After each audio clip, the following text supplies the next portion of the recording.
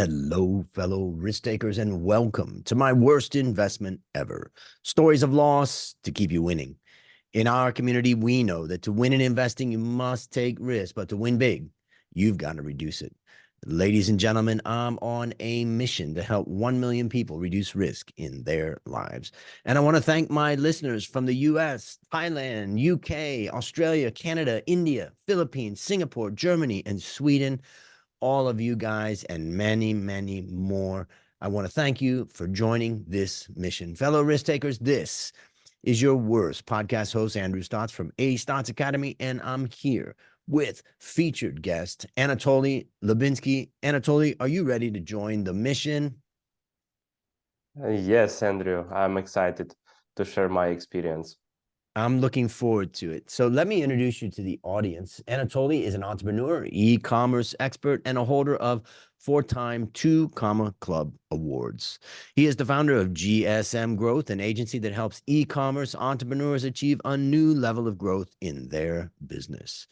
And he's also a co-founder of ecomscout.io, an AI-powered service that tracks all loss events in advertising campaigns, providing real-time data and insights for informed decision-making and optimized ad spending.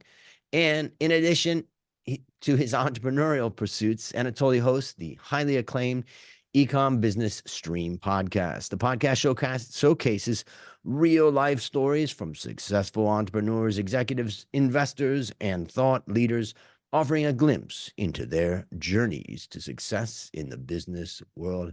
Anatoly, take a minute and tell us about the unique value that you are bringing to this wonderful world.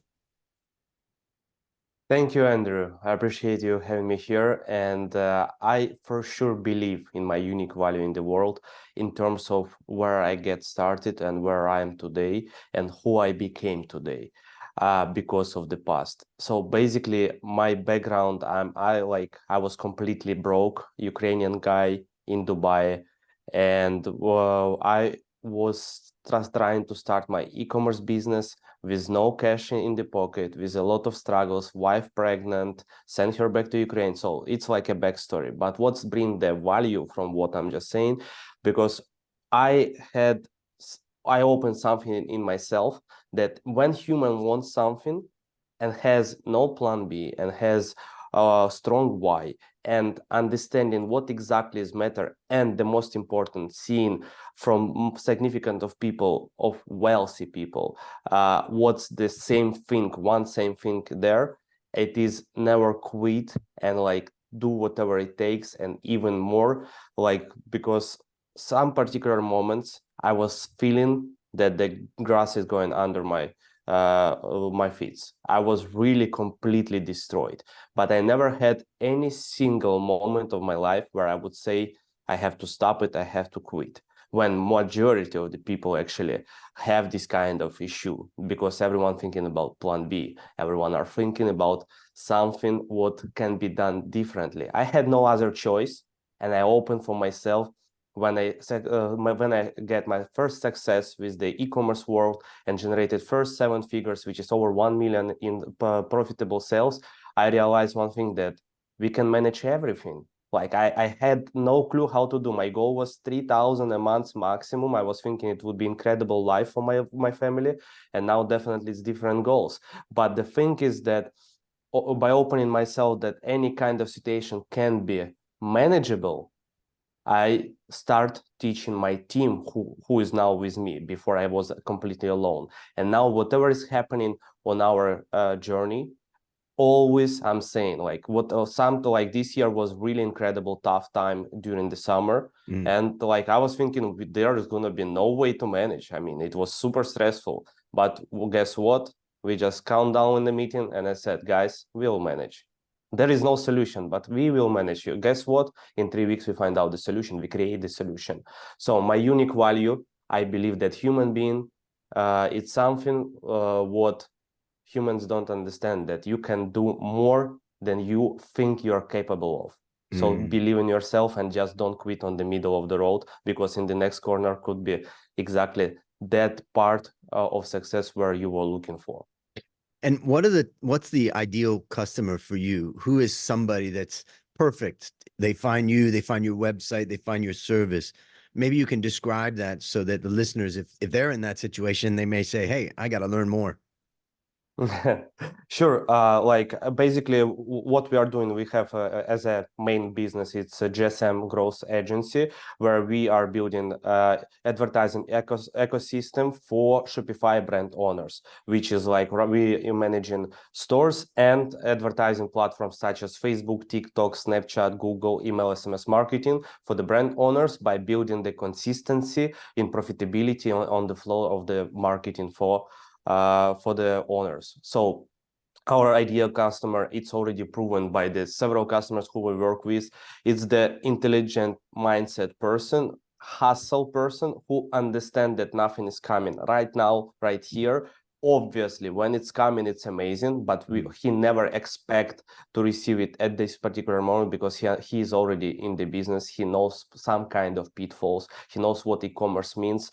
And like by investing online into advertising and not getting back instantly, it's normal because usually it takes 60 to 90 days to optimize to create that kind of flow which will be generated profitable results. As I'm saying, sometimes it's from day one, but most of the time it's 60 to 90 days to finding out, to optimize and start scaling. And the business owners who understand the process of their business well and knows their metrics, educated in terms of their metrics and just lost in terms of like not enough time, not enough people, or maybe not enough skills to scale, those people are perfectly fit and we are moving together for long. People who has like less what I just said, usually they're coming and living on in terms of like 3, 4, 5 months, and people who are really in that kind of criteria of our perfect customer avatar staying with us for almost forever. And where, if somebody says, hey, that's me, where should they go to learn more? Yeah, sure. Like there is several directions. One of them, one of the best where I'm personally can reply to you, it's ecom by Anatoliy Instagram profile.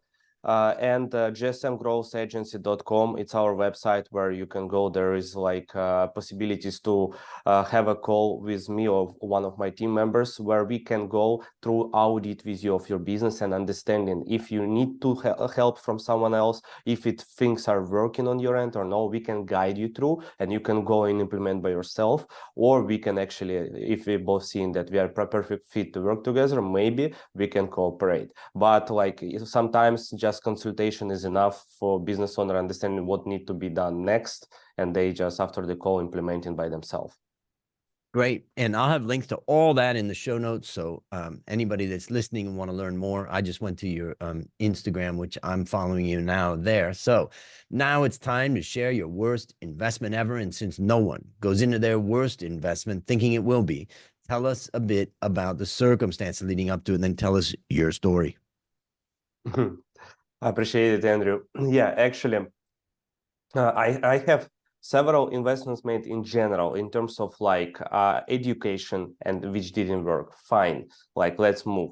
It's like 6 figures a year we investing in education for our team, and several of them are not the best. Fine, let's keep it. We are investing in real estate as I said, like I'm co-founder of ADM Enterprises where we buying houses, but just making them nicer, put the tenants in and making the refinances. There were several pitfalls, but I cannot call that like a bad investment because real estate in general, it's a great investment. I have something in my mind, which was like big lesson for me in terms of my e-commerce journey. It was back in 2019. Yeah, it was 2019. And that was, I believe, like because of, I want to educate people, do not repeat the same mistake. I want to share that with you guys. So we decided when we start scaling with my business partner, his name is Maz. He was in Minnesota. I've been in Ukraine that time. We start scaling like shoe store. And we start scaling hard, like from nothing to 50K, 150K months, 250K in a couple of weeks, and so on. So we just start scaling. The results, sales were going on. And the thing is that we were so, I would say, positive viewing all those things as a newbie. I mean, I already was experienced over like 1.5 years there, but I never scaled like to bigger numbers. And here we go, we just start scaling, and we pay for a supplier value of the inventory of over $200,000. Just like to ship to our customers instantly. And because the flow was cash flow was so big and so fast that we were like, yeah, let's pay it, like just let him handle it. And because we were already a couple of months with him, you know. But the thing is, we were selling shoes which we never seen. Okay, we never seen the shoes. We have like only on the pictures of our websites, pictures were amazing and so on.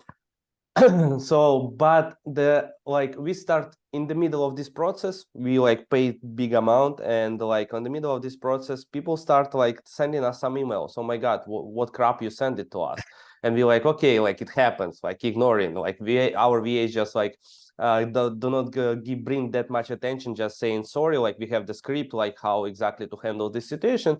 And one day like one of the customers said to us, where should I send the shoes, guys? We're like, no, it's fine. It's a gift. Let us ship to you another one, better quality and so on. He's like, no. I want owners to see their shoes.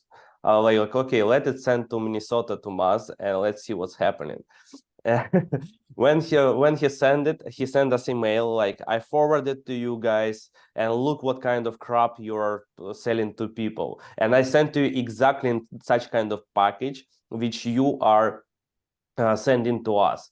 And my partner just calling me. Usually we like almost not using FaceTime calls, but he like calling me like something happened. I'm taking up the phone and like, Anatoly, it's insane.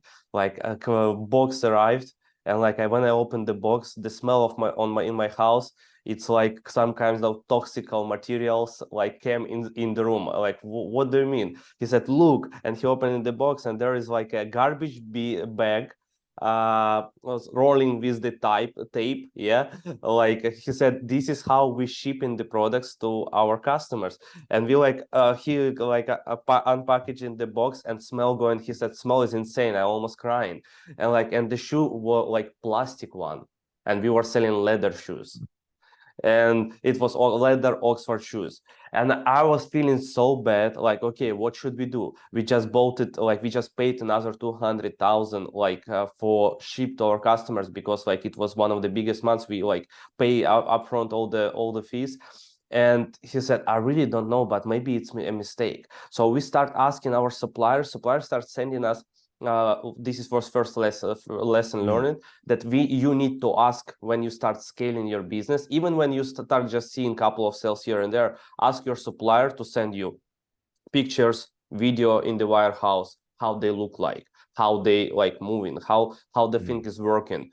Tell them what the package is. So you need to really double check before you're gonna be scaling your sales. And we like start asking, and he was swimming around about the answer, but at the end he send us a couple of pictures, couple of videos, which is much better what we have seen. But we sent him back like, no, it's some mistakes.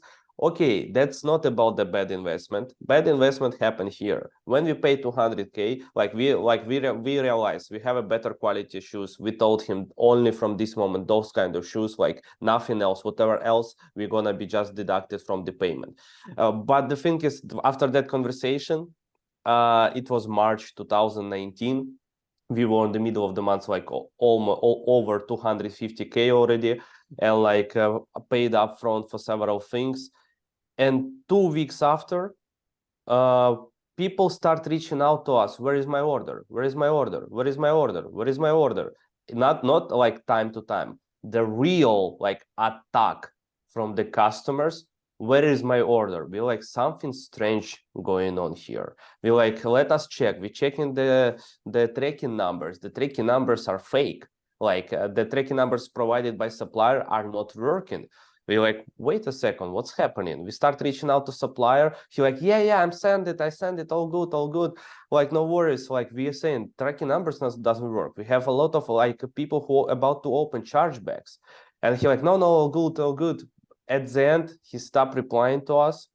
And next 2 months was the real challenge for both of us to decide if you want to continue like in general doing the business as e-commerce, or we want to quit. Because like those 2 months, it was the challenge of handling like over 200 it's in cost, which is means over $500,000 of dollars in complaints, which is average should was 69. So it means like every like several emails, several DMs, several people were reaching out to us and saying that we're scamming them, never ship the products, and the tracking number is fake. And we start receiving the chargebacks. Our Stripe hold it like around 40, or no, Stripe hold, yeah, around 40,000. PayPal over 25,000, another Stripe holded money, and we like screwed. We have no liquid cash. Everything is on hold. Whatever sales keep going, it's going to the holded account, which is account just collecting and not withdrawing to us. And we like, again, another lesson, have backup providers, payment providers. So just switch, and like your business will be healthy and continue generating the cash flow from the next orders, and the previous orders will be recovered. So we were not educated in that, and it's like big hold becoming bigger, new customers. We need to send them items. We have no liquid cash, and all that things are happening. And at the end, supplier never sent 200K of value to our customers of the product. And like that was really insane experience. We got holds. PayPal never returned our, like today's 2024 almost. We never get back money from PayPal. Even there is a policy 180 days holds, because the chargebacks were keep going until the autumn the same year. They were like, we were reaching out PayPal, hey, like we want to get, like, you have enough cash to cover the refunds, give us like at least portional. They said no, wait a year. We wait a year. April next year we reach out, they just deny all our requests. We still never get those kind of 25 plus K from PayPal. Stripe somehow, somewhere in a year or 8 months, give us back some leftover amounts, because so many people open the chargebacks. So it was incredible. One of the hardest moments of the, like, as a business owner, as a brand owner, like it's not a, it was kind of a brand, but as a store owner, it was the real challenge to see if you're strong enough to survive, to handle the problems, and like really have you learned your lesson or no, what kind of lessons you learn it. You have to sit down and analyze. And when we analyze everything, we're like, fine, I mean, it's happening. And all the time I was sharing everything online, all the journey I was sharing online with our audience. This is like what I was doing quite often. And people were like, why you continue? Like, you have like just to quit, change the store and so on. And we're like, why? We are in the business, guys. And like, if we won't be able to be responsible for our mistakes and learning the lessons, which is like happen to us as fails, we won't be go forward. I mean, we won't survive in this business. So this situation made us stronger. We went almost to bankruptcy. I even have no, I remember my partner got credit card for 35K or something like that, and we just clean it up. Like I don't remember how we handled the cash flow gap which we had, but the thing is that, yeah, we handled that situation. It was super tough. It's kicked us out for like couple of months minimum from the like whole story of the business. We had to stop the ads like until we handle everything. So like value of 200K we just give as a gift to the supplier who just cheat us. And like, it wasn't funny story, but that was a really unsuccessful investments ever. That's quite a story. And I think one of the lessons that I learned from this story and other stories that I hear like it from people that are ordering, fulfilling orders from other manufacturers and other places is that first thing is you got to start slow. You know, the manufacturer or the distributor is always going to ask for a lot of money up front. And you got to hold the line and say, I gotta do this piece by piece. I've got to do it small batch by small batch. And they'll always say, no, you can't, it's got to be this amount. Then you got to find another supplier. And I just think that that's one of the lessons. The other lesson that I take away is that I was just thinking about my own factory. One of the factory that I have in Thailand is a coffee factory, and we roast coffee. But, you know, I was just thinking about, wow, how easy fulfillment can be if we were to do that type of business, because we control the manufacturing. Mm-hmm. You know, we're sitting here in Thailand where I am with a factory that has a, you know, a large output, and, you know, we supply B2B, but maybe, you know, we should be looking at something where, you know, where the benefit is that we're never going to have that kind of trouble with the manufacturer or a third party that's providing the product or service. What do you think about that?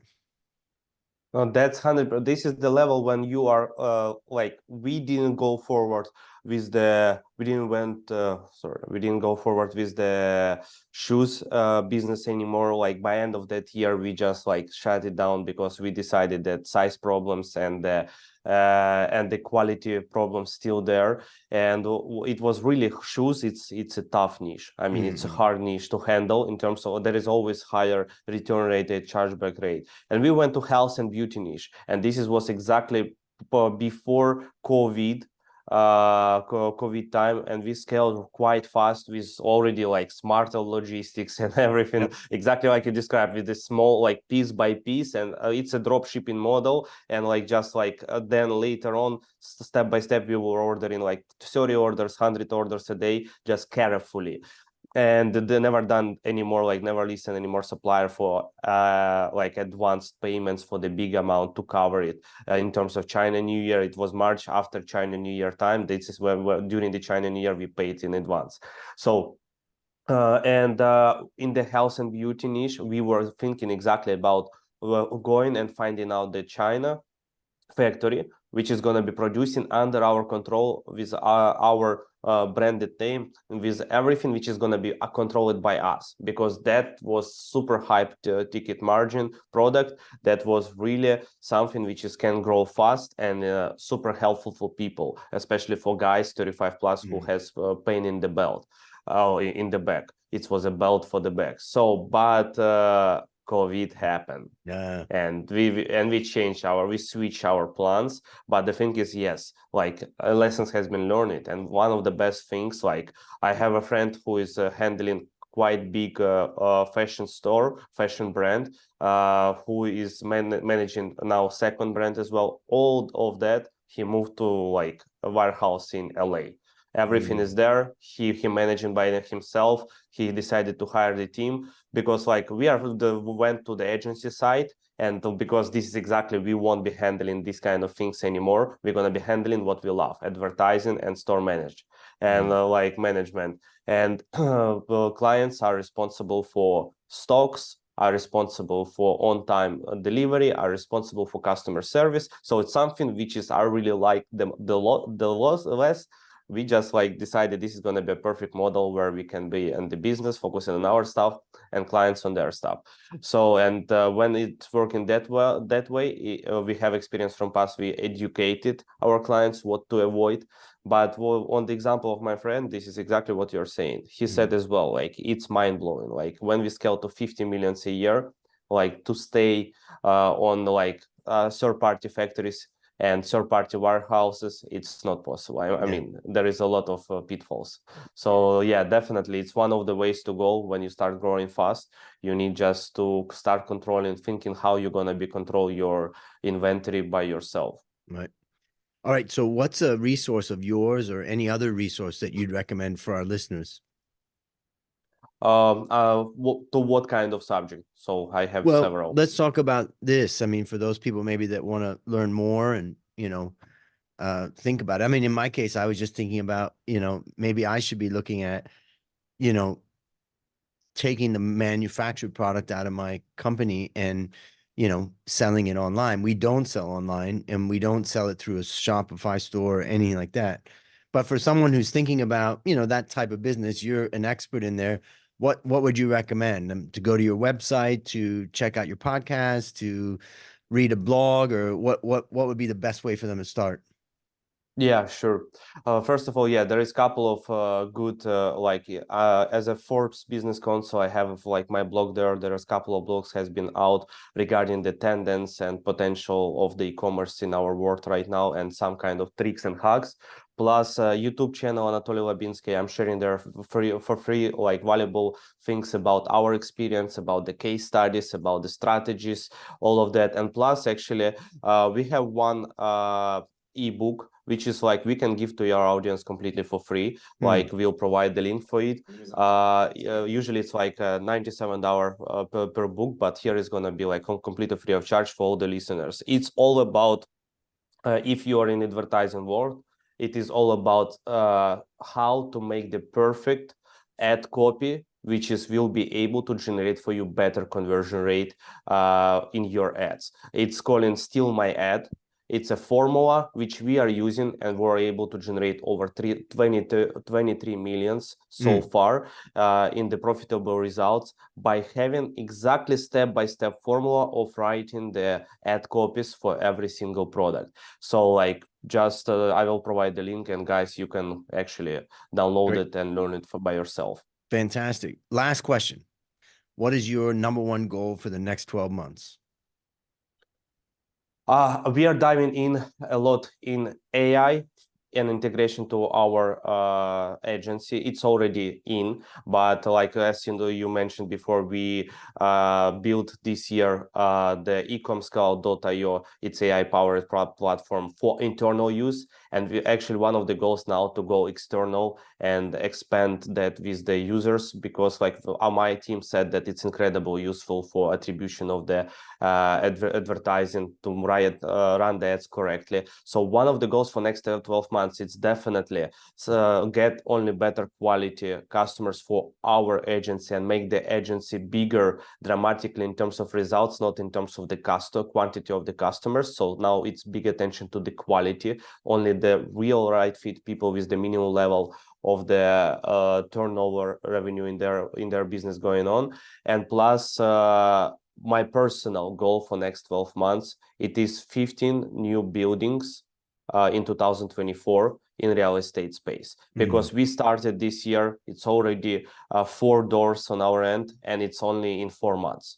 And all of them already, 2 of them already finished the circle of all the process, 2 of them in the process, and now according to what we can see, we are able to close around 15 to 17 buildings next year if we're going to be doing exactly the same what we done this year. So this is one of the things which is I'm looking out for next 12 months.